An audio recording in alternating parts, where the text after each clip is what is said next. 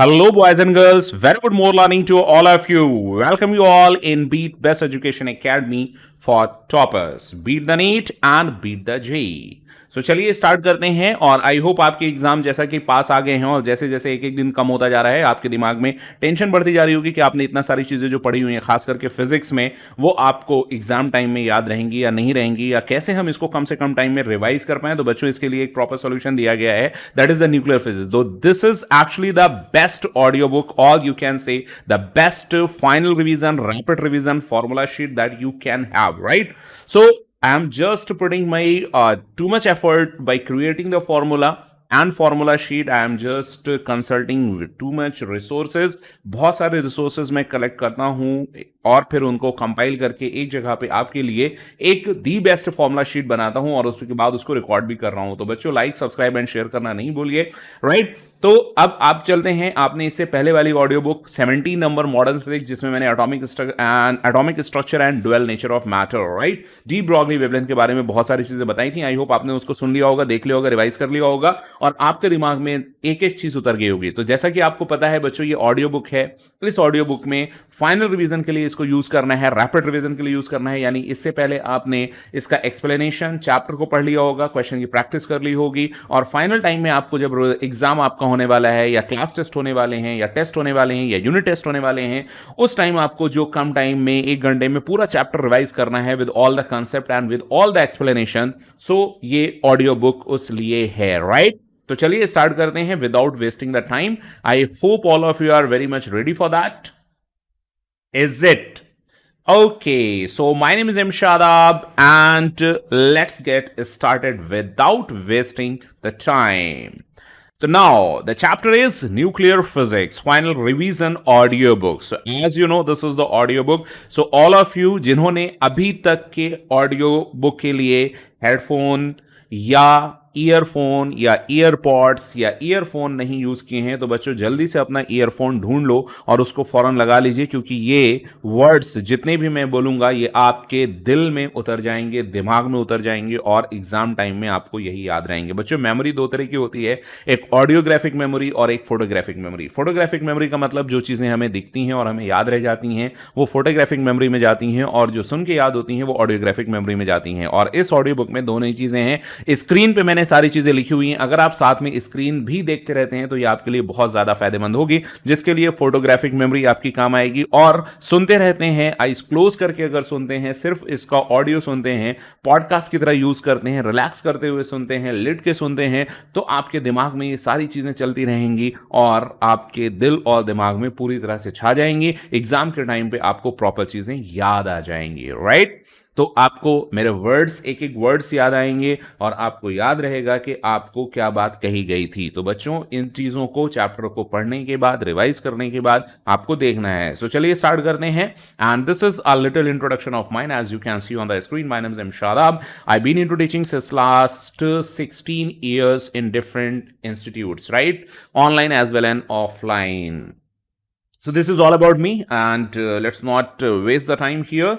This is all about me. So let's start the chapter. As you can see, this is the nuclear physics or the nucleus, right? So first of all, nucleus के बारे में हमें कैसे पता चला था? Nucleus Rutherford alpha particle scattering experiment के बारे में हमें बहुत सारी चीजें नहीं पता थी।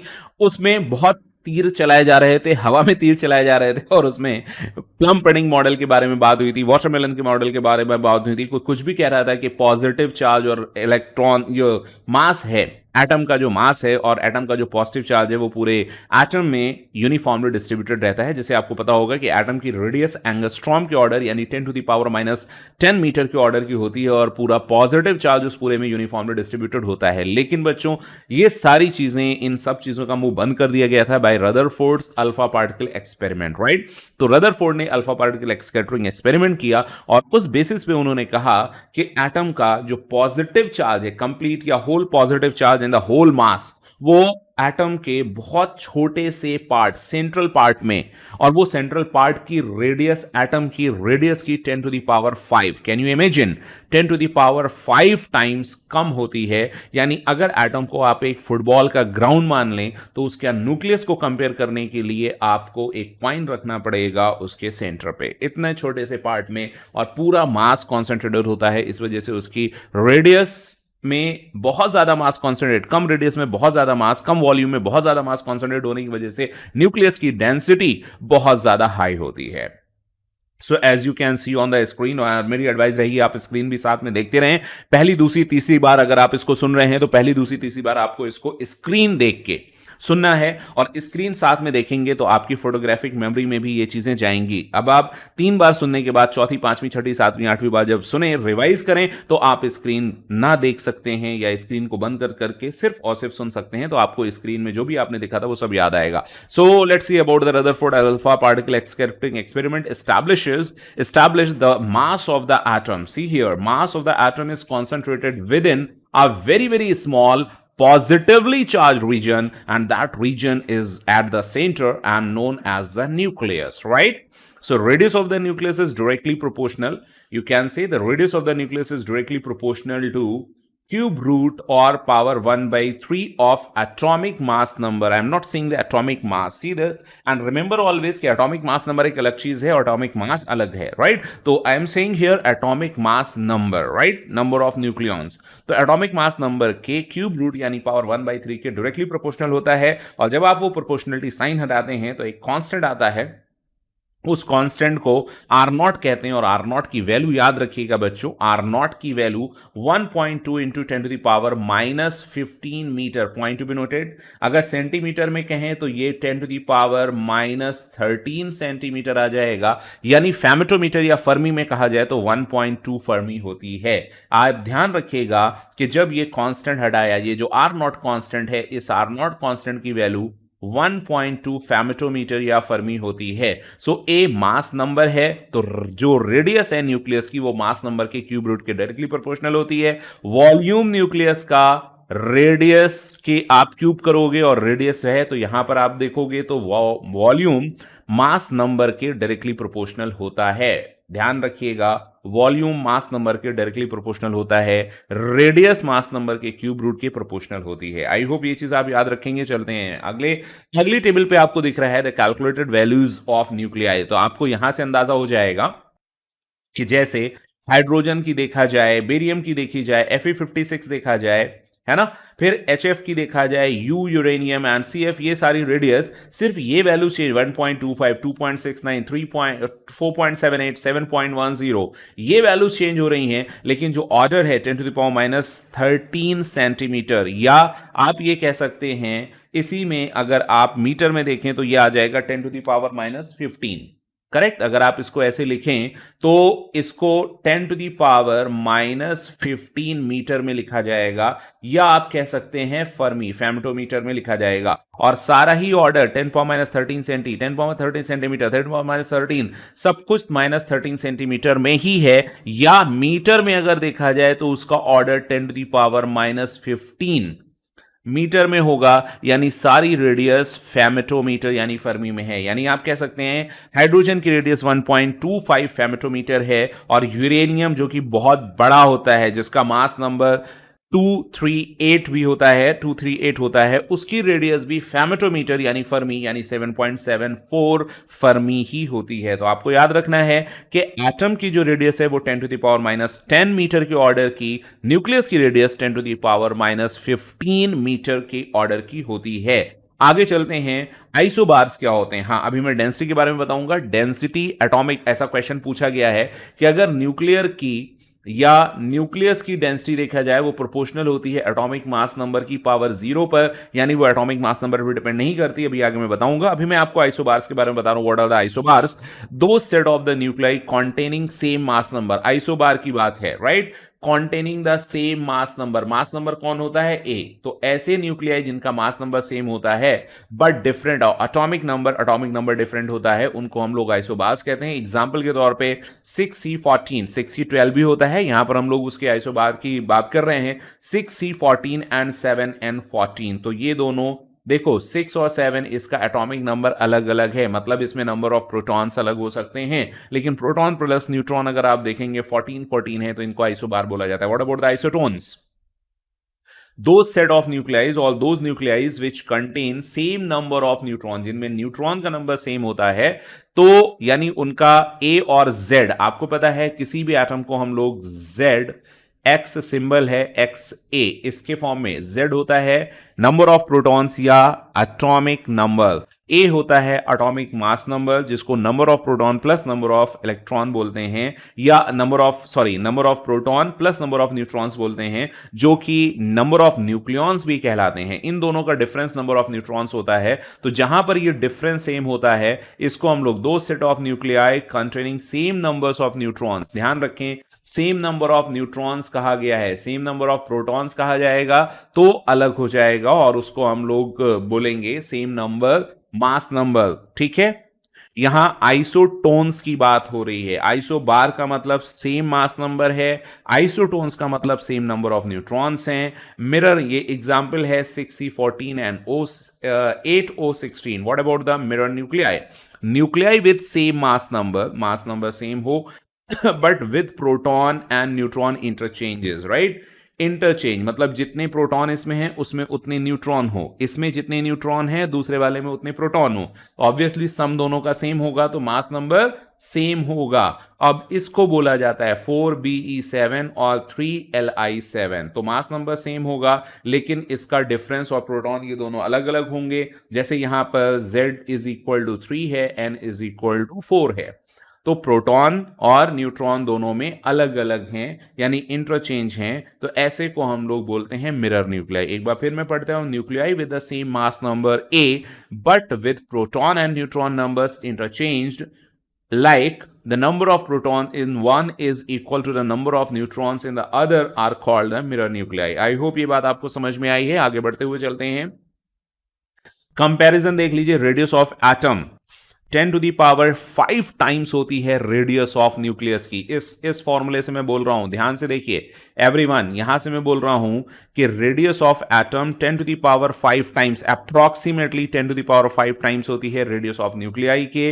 Volume of the atom approximately 10 to the power 15 times. अगर ये आपको 5 याद है तो वॉल्यूम आर का क्यूब होता है, तो अपने आप आपको याद रहेगा.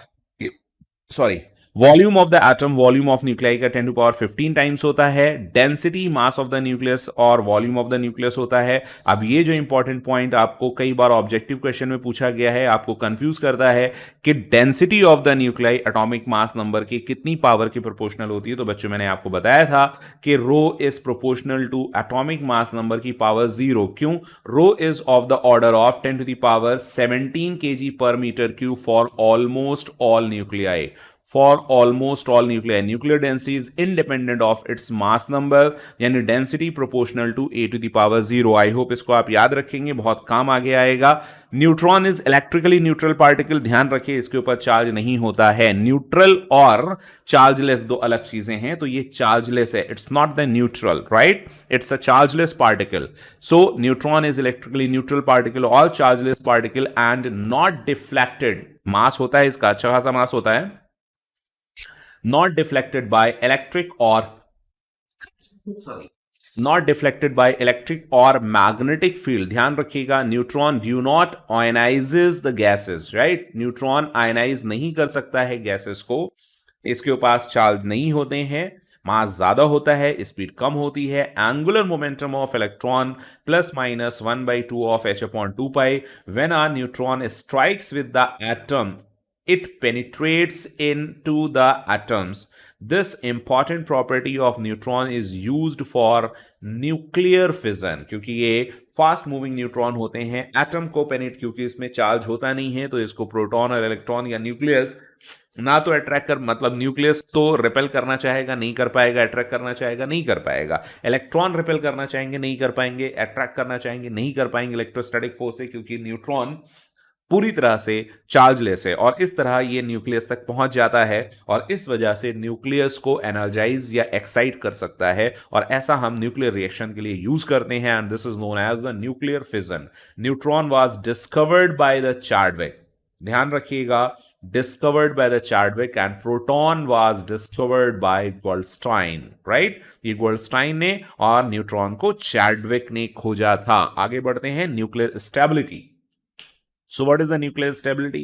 Nuclear stability just defined by the mass number, or you can say the mass defect। जितना ज्यादा मास डिफेक्ट होगा उतनी ज्यादा उसकी बाइंडिंग एनर्जी होगी। चलिए मैं आपको पूरा डिटेल में समझाता हूं। न्यूक्लियर स्टेबिलिटी का मतलब कि किसी भी न्यूक्लियर को तोड़ने के लिए या न्यूक्लियस से एक प्रोटॉन या न्यूट्रॉन निकालने के लिए जितनी ज्यादा एनर्जी की रिक्वायरमेंट होगी उतना ही उसको तोड़ना, ब्रेक करना मुश्किल होगा और वो उतना ज्यादा स्टेबल होगा, राइट? अब चलिए थ्योरेटिकली पढ़ते हैं। For stable nuclears the following points should be noted. कौन कौन से पॉइंट्स आपको नोट करने हैं स्टेबिलिटी ऑफ न्यूक्लियस के लिए? Light nuclides have almost equal number of proton and neutron. जितने लाइटर न्यूक्लाइज होते हैं, हल्के होते हैं, छोटे होते हैं, जिनका मास नंबर कम होता है, उसमें प्रोटॉन और न्यूट्रॉन ऑलमोस्ट बराबर होते हैं, तो वो स्टेबल होते हैं। इन जनरल लाइटर न्यूक्लाई का मतलब जिनका एटॉमिक मास नंबर 20 से कम होता है, contains approximately equal number of neutrons and protons. Example के तौर पे He4 2He4 दिया गया है, 2 प्रोटॉन 2 न्यूट्रॉन, 6C12 दिया है, मतलब एटॉमिक नंबर का डबल होता है ऑलमोस्ट। तो जितने न्यूट्रॉन है उतने ही प्रोटॉन है, तो उनको न्यूक्लियस में बांध करके रखना, संभालना आसान होता है और इस वजह से वो स्टेबल होते हैं, राइट? लेकिन जो हैवी न्यूक्लियाई होते हैं, हैवी का मतलब है यहां पर जिनका mass number, atomic mass number ज्यादा होता है, तो उसमें न्यूट्रॉन का नंबर, न्यूट्रॉन की जो भीड़ है वो प्रोटॉन से बहुत ज्यादा हो जाती है। देखिए, in heavier stable nuclides there are more neutrons than the proton. The heaviest are having about 50% more, यानी 1.5 गुना होते हैं।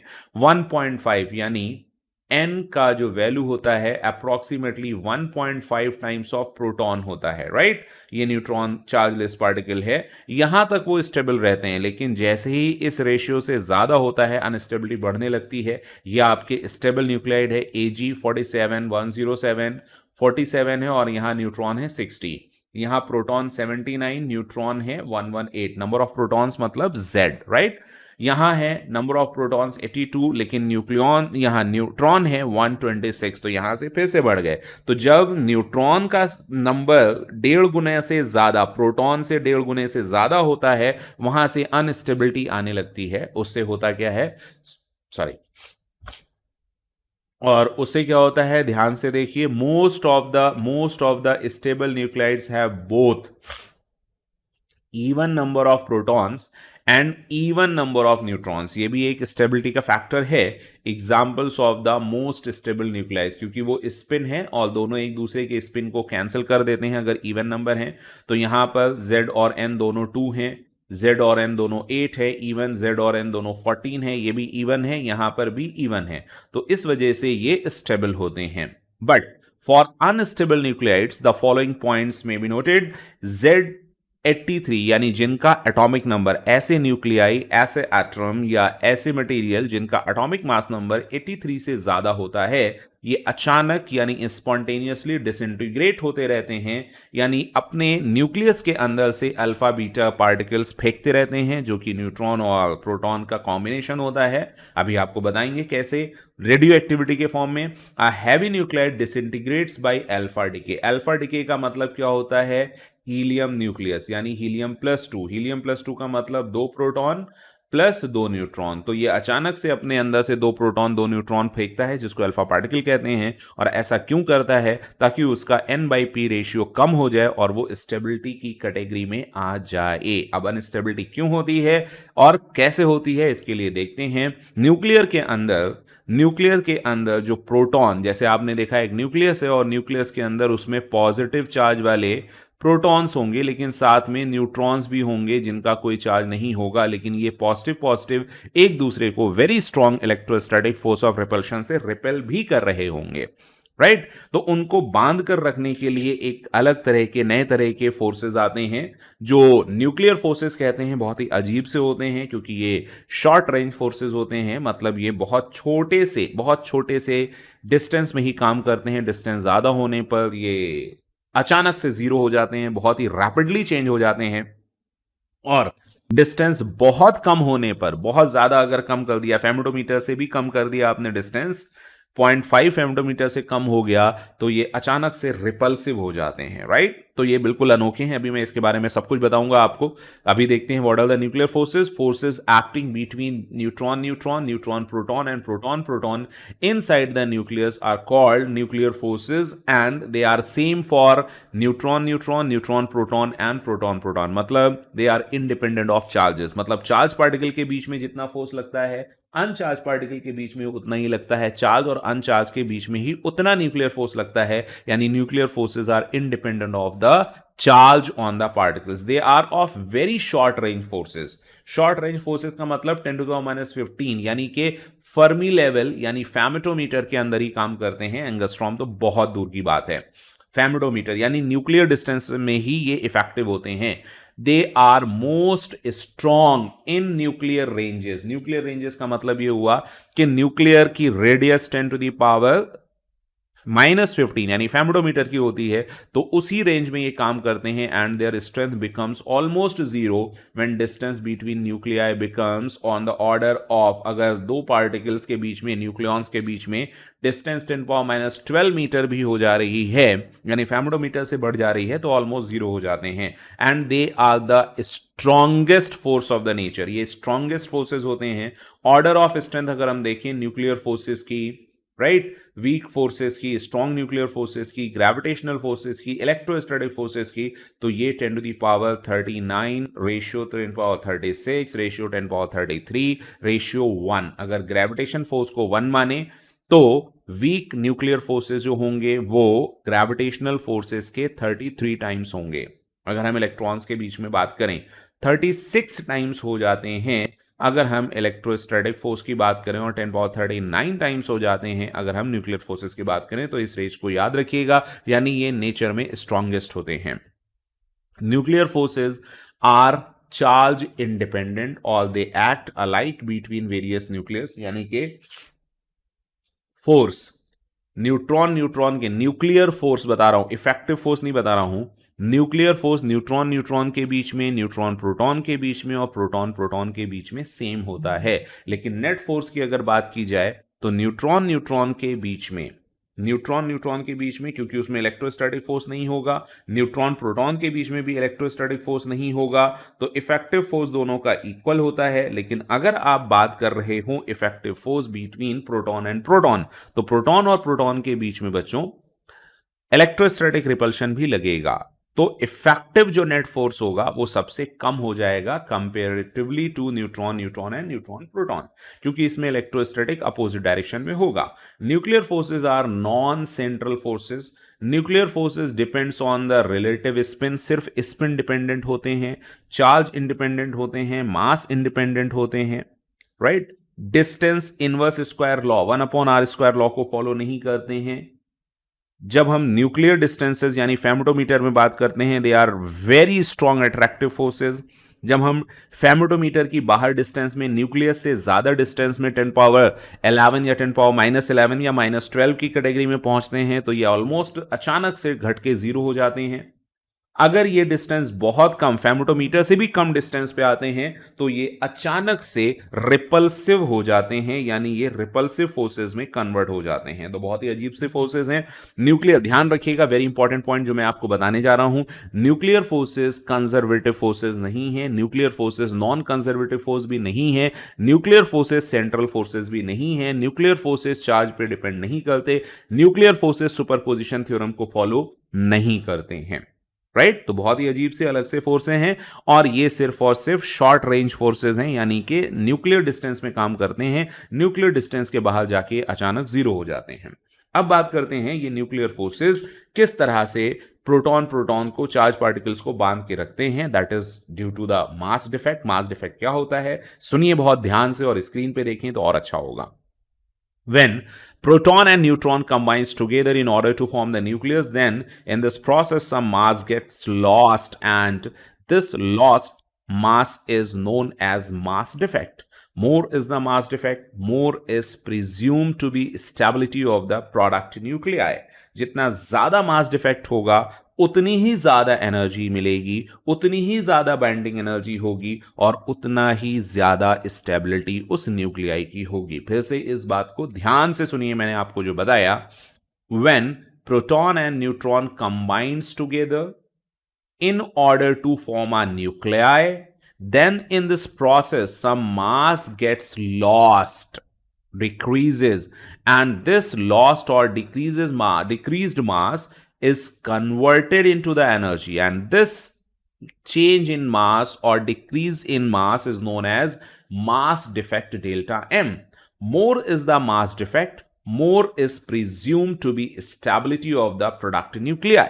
मैथमेटिकली क्या होता है, न्यूक्लियॉन्स, जितने न्यूक्लियॉन्स हैं उन सबका मास, यानी कि अगर Z है एटॉमिक मास नंबर, या कोई एक X एटम है या X न्यूक्लियाई है जिसका एटॉमिक मास नंबर है Z, एटॉमिक नंबर है Z और एटॉमिक मास नंबर है A, तो उसमें नंबर ऑफ प्रोटॉन्स कितने होंगे Z, तो प्रोटॉन का मास जोड़िए, नंबर ऑफ न्यूट्रॉन्स कितने होंगे n-z, तो उसमें नंबर ऑफ न्यूट्रॉन्स का मास जोड़िए, ये टोटल मास आ गया। यहां पर आपको नंबर ऑफ न्यूट्रॉन्स के लिए क्या करना पड़ेगा, कुछ गड़बड़ी है, a-z नंबर ऑफ न्यूक्लियॉन्स होंगे, राइट। ध्यान दीजिए जरा, ये a-z, let me take the eraser for this, just a second, yes. तो a माइनस z अगर किया जाए तो नंबर ऑफ न्यूक्लियॉन्स होंगे, न्यूट्रॉन्स होंगे, नंबर ऑफ न्यूट्रॉन हैं अगर a माइनस z, तो मास ऑफ न्यूट्रॉन से मल्टीप्लाई कर दीजिए, ये टोटल हमारे पास मिल गया, mass of proton plus mass of neutron, ये टोटल हमारे पास आ गया उस न्यूक्लियस का मास होना चाहिए। लेकिन है कितना मास, उसको आपने माइनस कर दिया। अब जो डिफरेंस आया है उस डिफरेंस को अगर हम देख रहे हैं वो मास डिफेक्ट है, और ये Einstein mass energy relation E is equal to mc² से कन्वर्ट हो जाता है एनर्जी में, और यही एनर्जी उसको बाउंड करके रखने में काम आती है, जिसको हम मास डिफेक्ट से बाइंडिंग एनर्जी में कन्वर्जन। तो बाइंडिंग एनर्जी कितनी होगी, बाइंडिंग एनर्जी होगी डेल्टा m अगर मास है और c स्पीड ऑफ लाइट के स्क्वायर से मल्टीप्लाई किया, और जब हमने मल्टीप्लाई किया तो यहां जूल में होगा, ये डेल्टा m आपको किलोग्राम में यानी m केस में लेना पड़ेगा। तो ये आ गया मास डिफेक्ट। अब मास डिफेक्ट के बाद एक चीज आती है पैकिंग फ्रैक्शन। वो क्या है कि मास डिफेक्ट पर न्यूक्लियॉन, जो भी मास डिफेक्ट आया है उससे आपने उसको डिवाइड कर दिया है टोटल नंबर ऑफ न्यूक्लियॉन्स यानी A से, और यहां से आपको मिलता है packing fraction. More the negative value of packing fraction, जितनी ज्यादा नेगेटिव होगी उतनी ज्यादा ही स्टेबिलिटी होगी प्रोडक्ट की, यानी उसको तोड़ने के लिए हमें उतनी ही एनर्जी की जरूरत होगी, एंड इसी को बोला जाता है nuclear binding energy. So let me explain it. In nucleus, proton and neutron are contained in a very small spherical volume of radius of order 10 to the power minus 15 meter, means femtometer or Fermi. At such a small distance, two proton exerts a very large force of repulsion on each other, therefore contain amount of energy needed to bind the nucleus, और इसलिए हमें energy की जरूरत होती है उसको bound करके रखने के लिए। So this required energy is known as the binding energy. When nucleus is formed, the mass of nucleus forming it decreases. That mass defect supplies the required binding energy. यानी जब न्यूक्लियर का formation होता है तो कुछ मास का defect हो जाता है, डिक्रीज हो जाता है, आइंस्टीन मास एनर्जी रिलेशन से वो मास कन्वर्ट होता है एनर्जी में, and that energy is known as binding energy. Binding energy कैसे निकलती है? The energy equivalent to mass defect is called binding energy by Einstein. As I told you, Einstein mass energy relation, binding energy की value, mass defect, velocity of light का square E is equal to mc square, जहां पर delta m mass defect है. Binding energy of a nuclear में also be defined as the amount of work required to separate, the amount of energy required to separate all the nucleons from the nuclei, from the nuclei, सारे nucleons को, किसी भी nucleus से सारे nucleons को अलग अलग करने के लिए हमें जितनी एनर्जी की जरूरत होगी या हमें जितना वर्क, एक्सटर्नल वर्क परफॉर्म करना पड़ेगा, that is known as the binding energy. Correct. I hope आपको बाइंडिंग एनर्जी ऑफ न्यूक्लियस समझ में आ गया. लेकिन बाइंडिंग एनर्जी ऑफ न्यूक्लियस से स्टेबिलिटी गवर्न नहीं होती है. किसी भी न्यूक्लियाई की स्टेबिलिटी बाइंडिंग एनर्जी से गवर्न नहीं होती है, बाइंडिंग एनर्जी पर न्यूक्लियॉन से गवर्न होती है. राइट किसी भी एटम, किसी भी न्यूक्लियाई की बाइंडिंग एनर्जी पर न्यूक्लियॉन जितनी ज्यादा होगी वो उतना ज्यादा ही स्टेबल होगा.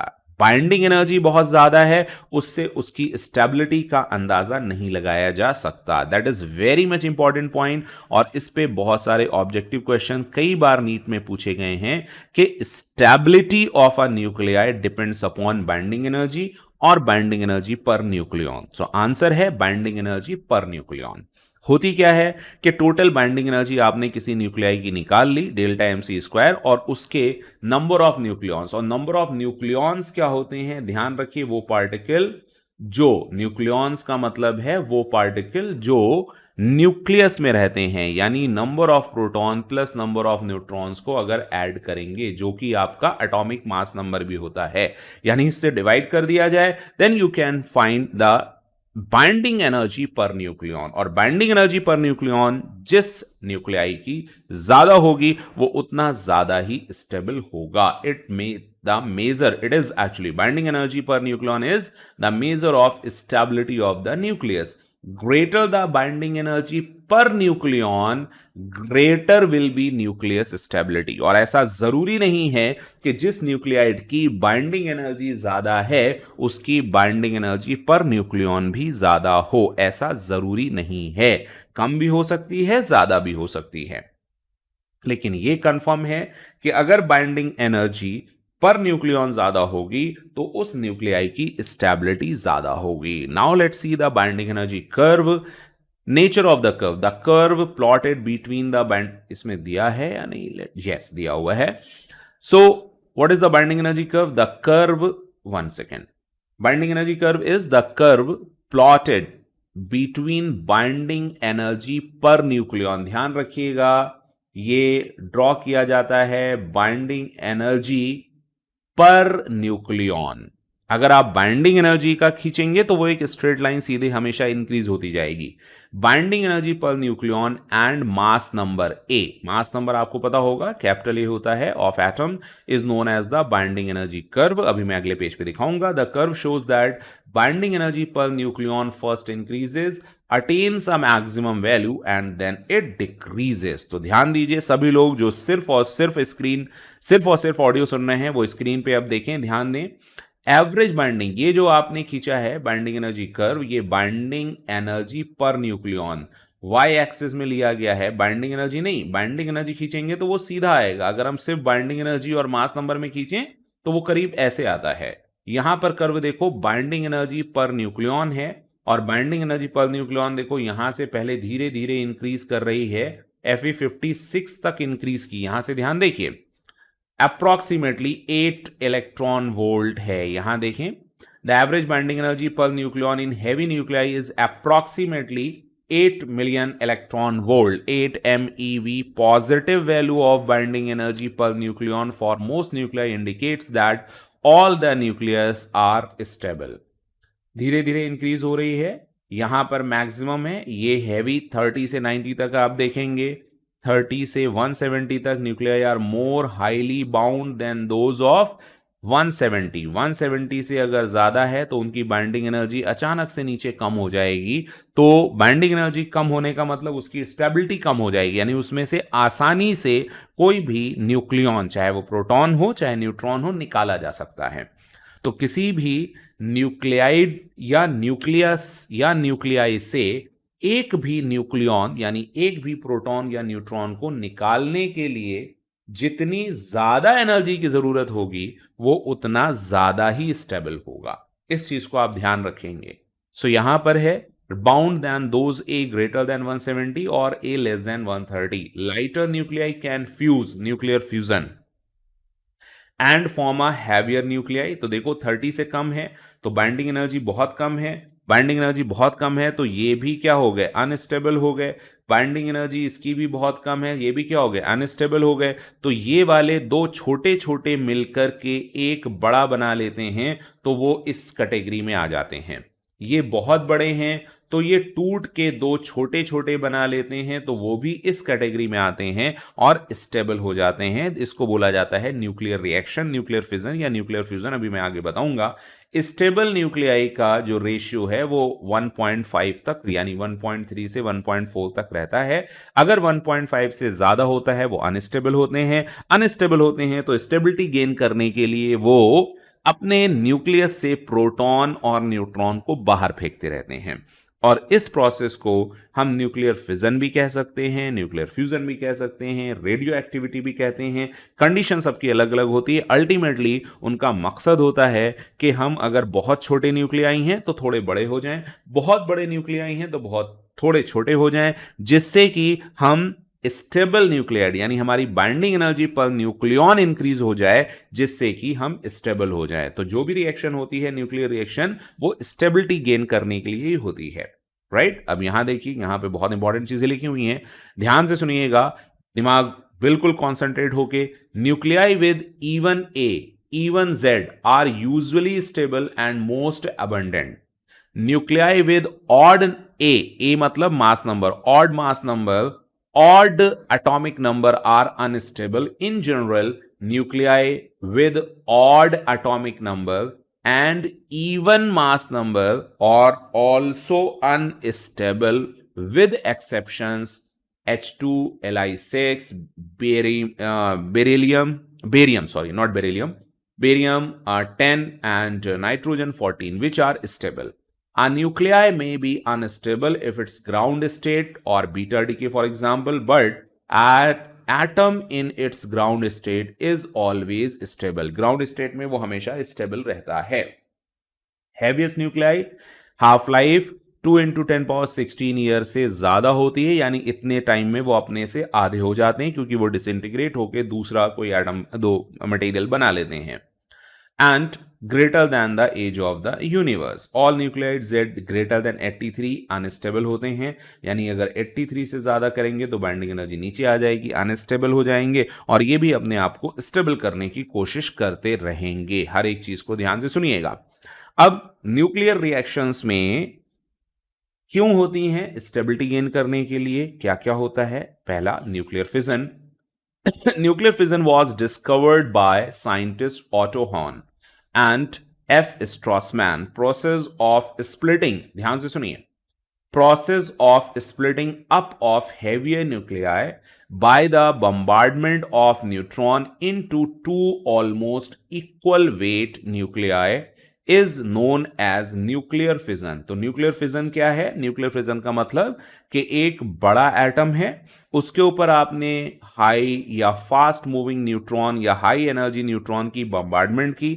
न्यूट्रॉन की क्यों, कि न्यूट्रॉन के पास चार्ज पार्टिकल नहीं है, तो ये न्यूक्लियस जो कि प्लस ZE पॉजिटिव चार्ज होता है, इसको रिपेल नहीं कर पाएगा इलेक्ट्रोस्टैटिक फोर्स ऑफ रिपल्शन से, तो ये इसको जाके टकरा जाएंगे और टकराने के बाद इसको ऑलमोस्ट बराबर वाले दो छोटे न्यूक्लियाइड में तोड़ देगा, जिससे इनका मास नंबर कम हो जाएगा और binding energy per nucleon increase हो जाएगी। बाइंडिंग एनर्जी तो डिक्रीज हो जाएगी लेकिन binding energy per nucleon increase हो जाएगी। तो इसको अब ये स्टेबल की कैटेगरी में आ जाएंगे, तो इस प्रोसेस को बोला जाता है nuclear fission, right. And in this process huge energy liberated, right. ऐसा होने पर क्योंकि जो भी इसका एनर्जी का डिफरेंस होगा, एनर्जी लिबरेट होगी, और वो एनर्जी हाई, मतलब आप इमेजिन नहीं कर सकते हो, वेरी हाई एनर्जी, बहुत ज्यादा टेम्परेचर, बॉम्ब में यही यूज होती है, अभी आगे आपको बताया जाएगा। On account of mass defect, natural uranium is obtained in following proportion, right? Natural uranium 30 uranium 234, uranium 275, uranium 236। तो सबसे ज्यादा 99%, 99.3% हमारे पास यूरेनियम 236 पाया जाता है, और ये एक्सप्लोड होके ये बनता है न्यूट्री फिजन में या रिएक्शन के बाद, ये बहुत कम पाया जाता है। Uranium 238 is not used in fission as its fission is possibly only by neutron of energy approximately 1 million electron volt, जो कि अपने आप में बहुत ज्यादा है। तो जब आप हाई मूविंग न्यूट्रॉन इस पे बम्बार्ड करेंगे तब ये होगा, जो कि पॉसिबल नहीं है, इसलिए इसको यूज नहीं कर सकते हैं। तो फिजन में यूज करते हैं फिजन ऑफ यूरेनियम 235। याद रखिएगा, ऑब्जेक्टिव क्वेश्चन के लिए एक एक लाइन इंपॉर्टेंट है। Fission of U-35, uranium 235 is possible by slow, right? Slow neutron of energy approximately 1, जिनको थर्मल न्यूट्रॉन के नाम से जाना जाता है। अगर आपको याद हो या सुना हो, थर्मल न्यूट्रॉन का मतलब कि जिनकी एनर्जी 0.1 या 0.025 इलेक्ट्रॉन वोल्ट या 1 इलेक्ट्रॉन वोल्ट के बराबर होती है। तो ये स्लो न्यूट्रॉन 1 इलेक्ट्रॉन वोल्ट और इवन बाय थर्मल न्यूट्रॉन जिनकी एनर्जी 0.025 इलेक्ट्रॉन वोल्ट होती है, इनसे भी इनको फिजन किया जा सकता है, राइट। तो यूरेनियम 235 को ऑलमोस्ट हम लोग यूज करते हैं, यूरेनियम 235 ज्यादा पाया जाता है। तो ये है अबाउट न्यूक्लियर फिजन। आगे बढ़ते हैं, फिजन रिएक्शन कैसी होती है, ध्यान से देखें। यूरेनियम 235 में एक थर्मल न्यूट्रॉन स्लो न्यूट्रॉन जिसकी एनर्जी कम, उससे बम्बार्डमेंट कराई गई, न्यूक्लियर रिएक्शन हुई यूरेनियम 236। लेकिन ये फाइनल नहीं होता, ये इंटरमीडिएट होता है, राइट। अनस्टेबल न्यूक्लियस है ये, और अनस्टेबल है तो क्या होगा, because of unstability uranium 236, sorry 6 होना चाहिए यहां, again fission into 2 stable nuclei barium and krypton with 3 other neutron.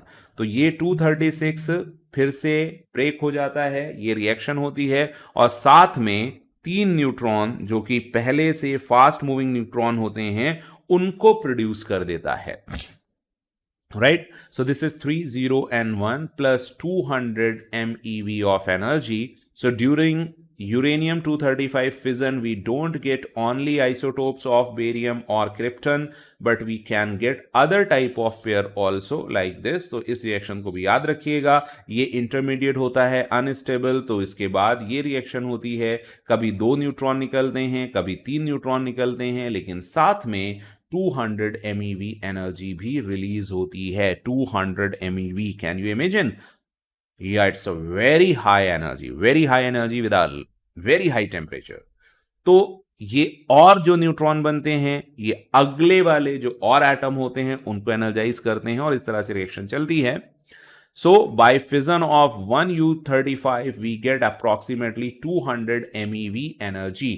By fission of 235, on an average 2.5 neutrons are liberated. 2.5 क्यों बोला गया है?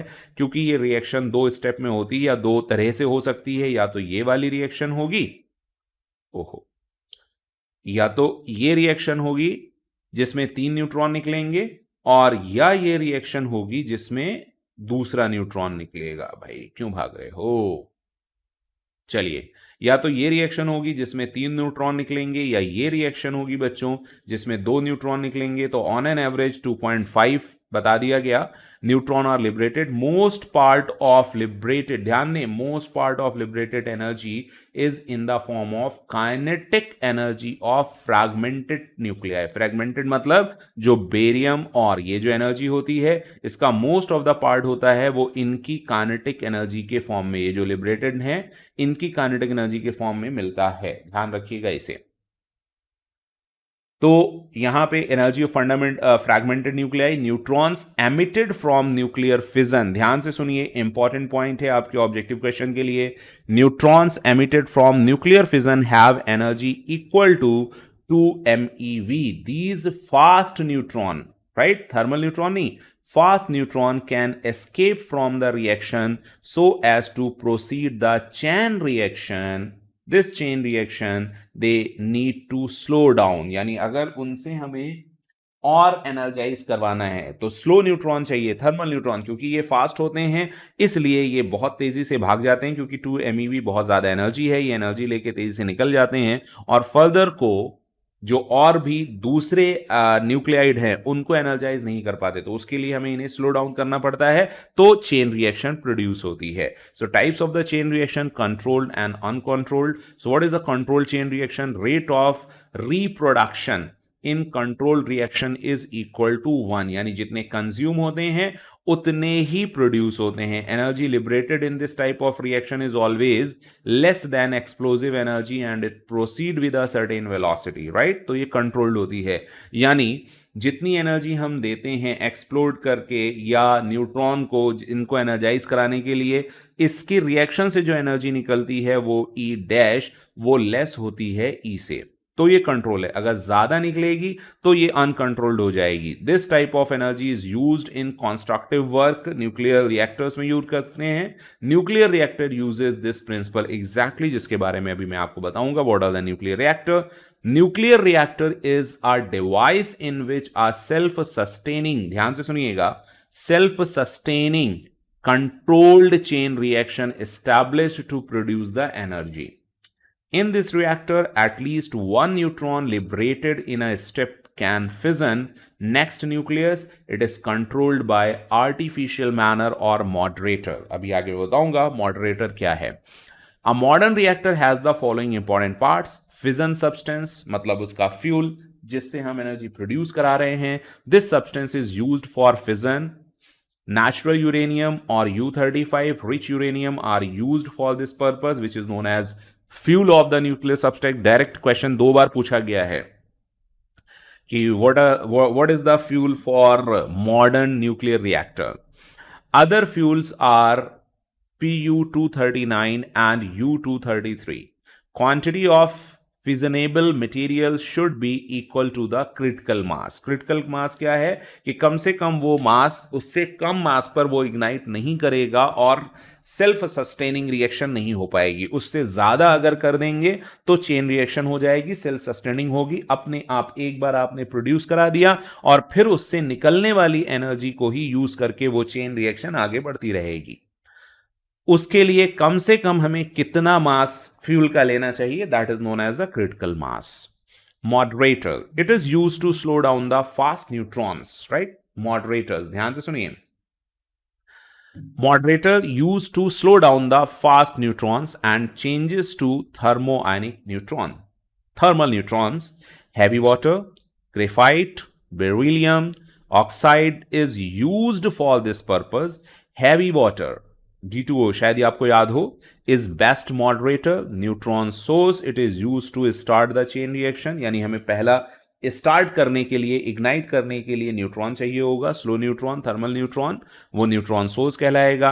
मॉडरेटर, फिर जो और न्यूट्रॉन निकल रहे हैं चेन रिएक्शन में उन इलेक्ट्रॉन्स को देखने के लिए, मॉडरेट करने के लिए, रोकने के लिए, स्लो डाउन करने के लिए ये मिलेगा। आई होप आप समझ में आ रहा है आपको।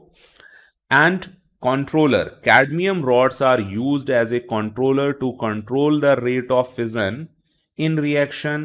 Cadmium is very good absorber all the neutrons, यानी जब हमें वो रिएक्शन नहीं करानी है तो वो जो न्यूट्रॉन जा रहे हैं अगले वाले और दूसरे वाले पार्टिकल्स को इग्नाइट करने के लिए, तो हम उनको रोक लें, यानी कोई उसको एब्जॉर्ब कर ले, तो वो कैडमियम रॉड्स होती हैं जिसके लिए, जिनको हम अंदर फिल करके बाहर निकाल के यूज कर सकते हैं, जिससे हम कंट्रोल करते हैं चेन रिएक्शन को। कूलेंट, क्योंकि बहुत ज्यादा एनर्जी निकल रही है, कूलेंट की भी रिक्वायरमेंट है. The energy released inside the reactor is in the form of heat is removed by the coolant. For this purpose, air, ice, cold water, CO2 flown into the reactor जो उस heat energy को निकालते हैं. Shield, क्योंकि neutrons, various types of harmful intense rays are emitted from these reactors, so it is surrounded by 7 to 8 feet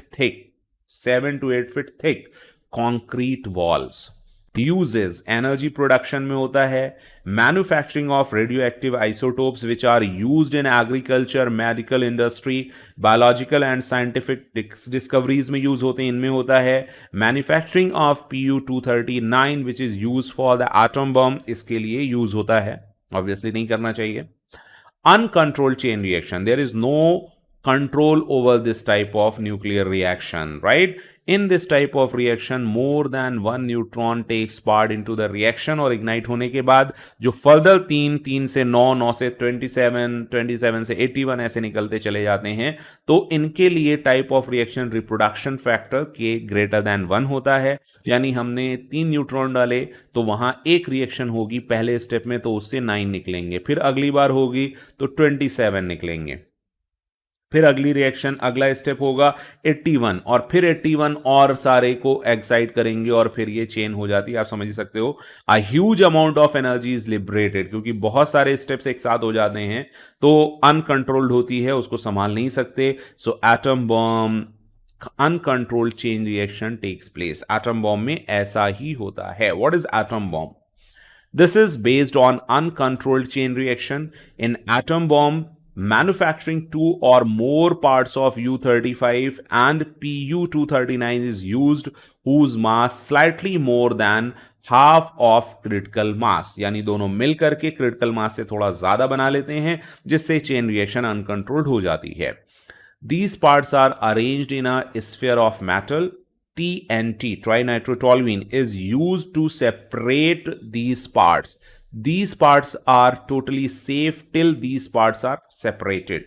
When these individual sizes are joined together, अब वो मिल करके critical mass से ज्यादा हो जाता है, रिएक्शन चल पड़ी तो फिर चल पड़ी. Their combined size becomes larger than the critical size. Thus, speed of fission enhances and more energy liberated. Due to explosion in fraction of minute, the temperature and atmospheric pressure multiplies and reaches to 10 to the power 7 K. With nuclear test for piece of work was at Pokhran in Rajasthan in 18th May 1974. I hope you got it. Nuclear fusion, the process of combining two lightweight nucleus into one heavyweight nucleus at high temperature and pressure, is called nuclear fusion. This reaction is possible only at high pressure, approximately 10 to the power 6 atm, and high temperature. The vast amount of energy emitted in this reaction is also called thermonuclear energy, and this reaction is called thermonuclear reaction. 4 hydrogen atom combine into 2He4 helium nucleus, and 24/7 MeV energy emitted in whole reaction. Like this, 4,1H1, right? 4,1H1, and then the reaction, they converted into 2He4 plus 2 electrons. Sorry, nuclear fission से निकले हुए हैं. And then after you will get 24.7 MeV. So hydrogen bomb is also based on the above principle, and it is much more disastrous than atom bomb, right? More disastrous than atom bomb. Hydrogen bomb explosion needs atom bomb explosion because it required 10 to the power 7 to 10 to the power 8 Kelvin temperature, and it could be reached for fusion reaction. So fusion reactor is still not available to get energy from nuclear fission. So we cannot use it for good purpose. Points that you have to remember: Rutherford discovery of the nucleus. Neutron was discovered by Chadwick. Packing fraction है mass defect को अगर ए से divide किया जाए। Nuclear with negative packing fraction are more stable, ध्यान रखिएगा ये सारी समरी है। Greater than the binding energy per nucleon, greater और more is the stability. Nuclear fission was discovered by Otto Hahn स्ट्रॉसमैन।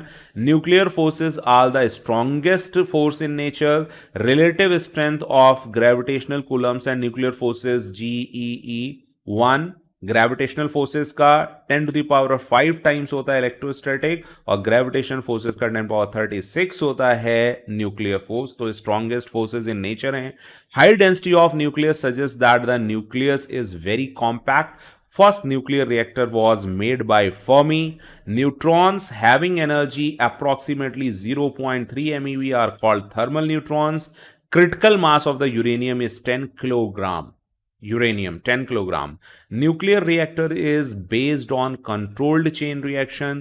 The nuclear forces between two protons, two neutron, and neutrons and proton have the same magnitude. Fusion takes place at very high temperature, that is 10⁷ degree centigrade. तो fusion करने से पहले हमें इतना temperature लाने के लिए atom bomb को ब्लास्ट कराना पड़ेगा, तब जाके जो दूसरा बॉम्ब है वो ब्लास्ट हो पाएगा। The fusion of nuclei is an uncontrolled process. So all these things you have to remember.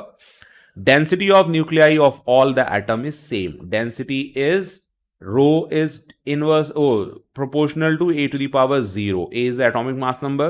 The actual discovery of pi meson was made from the study of cosmic radiation. Neutron is neutral and its spin angular momentum is h/2 plus minus 1/2 also there. Escape of neutron is proportional to r square. ये nuclear reaction है, दो कैसे हुए, फिर दो इसके साथ कैसे हुए, 2He4 इंटरमीडिएट रिएक्शन कैसे बनी, नोट करिएगा। पावर रिएक्टर्स कहाँ कहाँ हैं? तारापुर महाराष्ट्र 400 मेगावाट का है। राणा प्रताप सागर राजस्थान में 400 मेगावाट का है। कलपक्कम मद्रास में 220 मेगावाट का है। नरोरा यूपी में 200 मेगावाट है। कायगा कर्नाटका में 200 मेगावाट का है। कई बार ये पूछे जाते हैं, क्योंकि एनसीईआरटी है इसलिए मैंने अलग से लिख दिए हैं। काकापर गुजरात में 200 मेगावाट का है। Fusion reactors are better than fission reactors because no unwanted radioactive substances are produced in them and these are available in abundance, right? So difference between nuclear fission and nuclear fission, very much important. Neutrons are required for nuclear fission, right? Protons are required for nuclear fusion. It is possible at normal temperature and pressure. It is possible at very high temperature and high pressure. For this, energy released per nucleon is 0.8 MeV. For this, energy per nucleon 6.75 MeV. Fissionable materials are expensive. Material used are cheap, like heavy water in fusion. Difference between atom bomb and hydrogen bomb. In atom bomb is based on the fission process. Hydrogen bomb based on fusion process, nuclear fusion. In atom bomb, critical size very much important. There is no limit to critical size. This explosion is possible at normal temperature and pressure, but hydrogen bomb explosion is not possible. It required very high temperature and very high pressure, 10⁷ to 10⁸. In this, the harmful radiation are produced.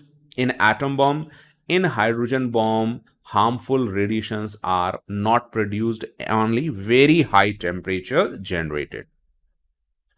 In all nuclear reactions, following quantities conserved. जैसे आपने देखा होगा कि जो chemical reactions होती हैं उसमें अलग से आपने उसको बैलेंसिंग करते हैं, इलेक्ट्रॉन मेथड होता है और उसमें कुछ चीजें कंजर्व रहती हैं। लेकिन न्यूट्रॉन में मास बैलेंस, न्यूक्लियर रिएक्शंस में मास बैलेंस नहीं होता, क्योंकि यहां मास एनर्जी में कंजर्व होता है। तो यहां बैलेंस किसका होता है? मास और एनर्जी का बैलेंसिंग होता है। मास इंडिविजुअल बैलेंस नहीं होता, एनर्जी इंडिविजुअल बैलेंस नहीं होती। मास प्लस एनर्जी रिएक्टेंट्स और प्रोडक्ट्स में बैलेंस होती है। लीनियर मोमेंटम बैलेंस होता है, एंगुलर मोमेंटम बैलेंस होता है, नंबर ऑफ न्यूक्लियॉन्स मतलब प्रोटॉन प्लस न्यूट्रॉन दोनों साइड बैलेंस होते हैं और इलेक्ट्रॉनिक चार्ज बैलेंस होता है, right? So I think we have learn a lot of things for the nuclear fission. Thank you for watching, and don't even forget to like, subscribe and share. Thank you so much. अभी हम आगे चलते हैं.